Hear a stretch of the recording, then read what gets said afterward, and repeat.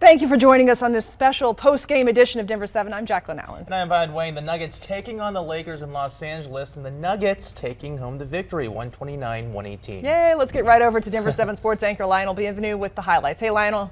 Yeah, guys, what a game for the Nuggets here today. Getting down to crunch time. It's getting close to playoff time.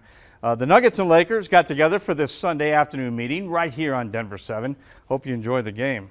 A lot still on the line with 1 week to go in the regular season. The Lakers were fighting for a play-in spot. The Nuggets fighting to keep the 6 seed or move up to the 5 seed and avoid that play-in tournament. Let's check it out. LeBron James out with a sore ankle, sitting on the end of the bench in street clothes. And check out the little girl and her family with courtside seats. They got to sit directly next to LeBron James. Wonder how much that cost. Anyway, close first half. Joker to Aaron Gordon for the spin and slam. Nuggets were down by 5. Russell Westbrook and Anthony Davis play well together. AD with a sore foot, but got up on the iron for that dunk. Then Will Barton dropped a third rock, and the Nuggets took a 1-point lead into halftime. Now, third quarter, there was a lot more back and forth. The Nuggets by 1. Then Carmelo Anthony, one of the best Nuggets in history, put the Lakers up by 1. Nuggets took it back. The MVP hit a shot up by 1 into the fourth, and then they took off down the stretch. Joker inside, unstoppable. He had 38 points and 18 rebounds, and the Nuggets went on to win it 129-118. They've won 4 of their last 5 games down the stretch, a franchise record 25th win on the road. So where do they stand right now in the playoffs? They have moved up to number 5 by a half game over the Jazz. The Lakers fall back to number 11, so they got to fight back in it with 1 week to go. The Nuggets have 3 games to go, all at home. They host the Spurs Tuesday, Grizzlies on Thursday, and the Lakers again next Sunday. Wow. A complete wrap-up, and we'll hear from Coach Michael Malone and Nikola Jokic coming up later on Denver 7 News at 5. All right, thanks so much, Lionel. Great news there. It's known as the big lie, people who believe widespread voter fraud in the 2020 election. And we'll also describe it as a conspiracy theory. A bipartisan group of Colorado County clerks say the danger it's causing is real. Yeah, and so today, Denver 7's Christian Lopez tells us they are calling on the big lie believers to show proof or stay silent once and for all. Ahead of scheduled rallies from election deniers here at the state capitol this upcoming week, a group of bipartisan county clerks from all across the state came together today asking for them to bring them proof of election fraud or stop making these claims. I want to counter just a few of the false claims about elections that we're hearing here in Colorado. First, it is false to claim that thousands of dead people voted. All voting systems are properly certified. During a press conference Sunday morning, a bipartisan group of Colorado County clerk officials said they've endured 2 years of false claims from conspiracy theorists and election deniers. They're calling for the individuals behind these allegations to provide evidence to law enforcement. The biggest message is, again, we are putting in this demand that they are acting in good faith, that they do come and bring us not just the reports, but everything, all of the data that they analyze, all of the affidavits that they have, anything and everything.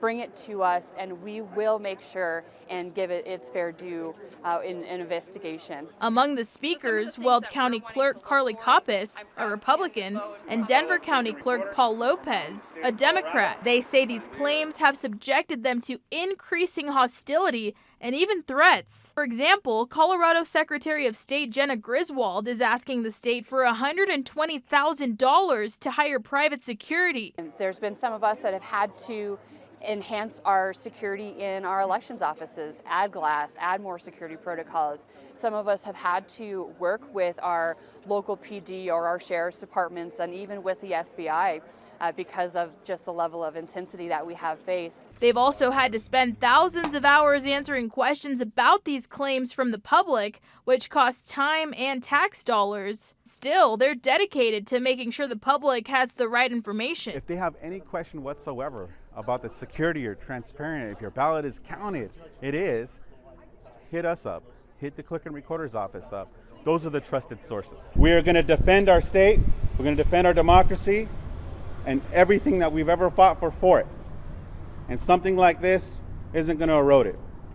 Our elections are safe, they're transparent, they're secure. Reporting in Denver, I'm Christian Lopez, Denver 7. All right, to provide some context, we should mention these county clerks are fighting against some of their own when it comes to election misinformation. And if you couldn't guess, we're talking about Mesa County Clerk Tina Peters. She's currently facing charges related to tampering with election equipment and the leak of sensitive election information. Peters also announced her candidacy to run for Secretary of State. Colorado's GOP leadership have called on her to end her campaign. Colorado's Secretary of State Jenna Griswold is also investigating the Elbert County Clerk Dallas Schroeder after voting system hard drives were copied and distributed. An investigation was also launched into Douglas County Clerk Marilyn Klotz for a possible security breach, but he was ultimately cleared. In Ukraine tonight, the country's military says it now has 2 major territories back under its control. Military officials say they have retaken the entire capital city of Kiev. Also back under Ukrainian control is the Chernobyl nuclear plant. This comes as Russian troops slowly retreat from the country. But Ukraine's President Zelensky says that as the Russian forces leave, they are planting mines in homes, streets, and even under bodies. All right, a beloved Mexican restaurant in Fort Collins is now permanently closed. A notice on the door of Padre Pancho's says it's because of COVID financial strain and unforeseen circumstances. But the family the restaurant belonged to for more than 50 years says they weren't given a heads up, and neither were the employees. Denver 7's Patrick Perez explains what they're going to do next. The employees say they were leaving for the night Thursday when they noticed someone was changing the locks. That's when they realized the restaurant had been permanently closed and they had lost their jobs. A Fort Collins staple of more than 5 decades now closed for good. There's not a memory from my childhood that I don't have, that I haven't been here. Monica Burr says Padre Pancho's has been in her family her entire life. I worked here from 12 on as a teenager and as an adult. During the pandemic, as the restaurant struggled and her late father's health declined, a longtime patron took over most of the ownership. They knew our family and they knew my dad was really sick, and they came and said, hey, you know, I'd like to help and do what we can.